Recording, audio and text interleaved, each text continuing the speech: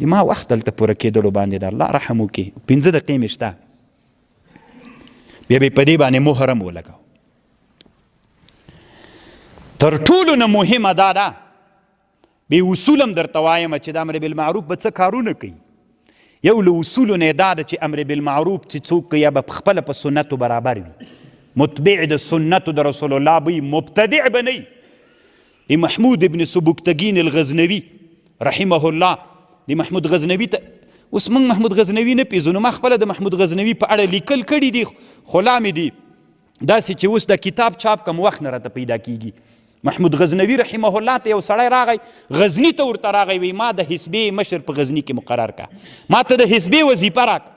محمود غزنوي چې ورته وکتل دومره اوږده کالي دي د شرع نه خلاف اوږده کالي ول او بریتونه یې ډېر غټ غټ ول.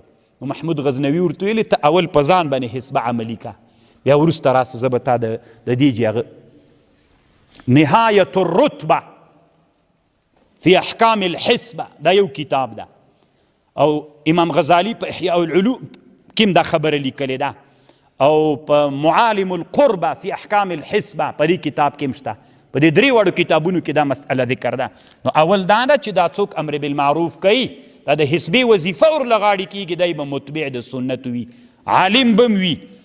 څلورم یو بل شرطونو نه دا ده، دا به ووایم دا بل شیخ صاحب چې تاسو ته درس کوي دا د ما استاذ ده او تره مې هم ده او مرشد مې هم ده په تصوف کې. نو هغه راغلی هلته دا یوه خبره به لنډه وکړم.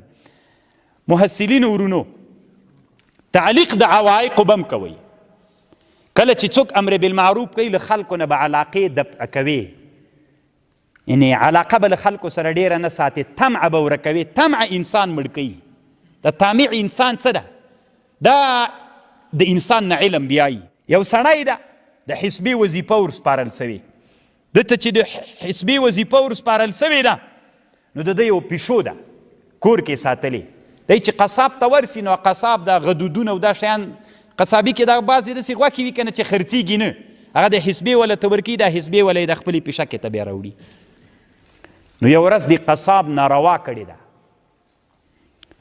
پرله پسې دا نارواوي کوي، وایي خو چې د حزبې وله خو میاسې ملګری د څه نه راته وایي، ځکه څه نه راته وایي طمع یې دلته. نو د حزبې وله داسې وکړل چې دا پیشکې راواخیستل له کوره یې وویستله، وایي پیشکې نوره لاړه سزتي ځکه زه نن امتحان کې یم، الله مې امتحانوي.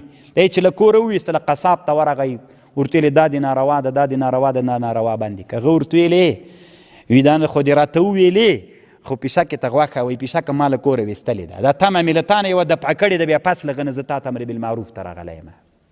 دا رښتیا ده.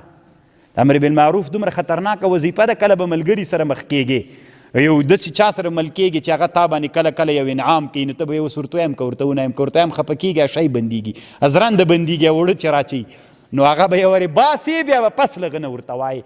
نو ده ورته ویلې وي پیشکه مې واخته له کوره ویستلې بیا پس له هغه نه تا ته راغلم چې نوره مې طمعه قطع سي. نو حزبه او امر بالمعروف دا په اسلام کې یو مستقله، ما سره به انشاءالله تر 10 پورې کتابونه ته نه د حزبې او د امر بالمعروف ما سره خپل وي په کتابخانه کې. نو دی ته باید موږ د علم په صفت باندې وګورو او د غربیانو د شرقیانو نه موږ متاثر نسو.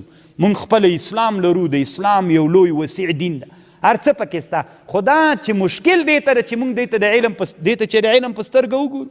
یو 2 ورځې چې زه تاسې ته په دې خبرې وکړم تاسې به خپله ووایي یاره موږ دا کیمیا پرېږدو دا راته ووایه دا څومره خوندور علم ده، دومره کې خبرې پکې دي. نو خیر د هغه به هم نه پرېږدو، دې ته به هم د علم په حیث باندې ګورو. وآخر الدعوانا ان الحمد لله رب العالمين. رب اغفر وارحم وانت خير الراحمين.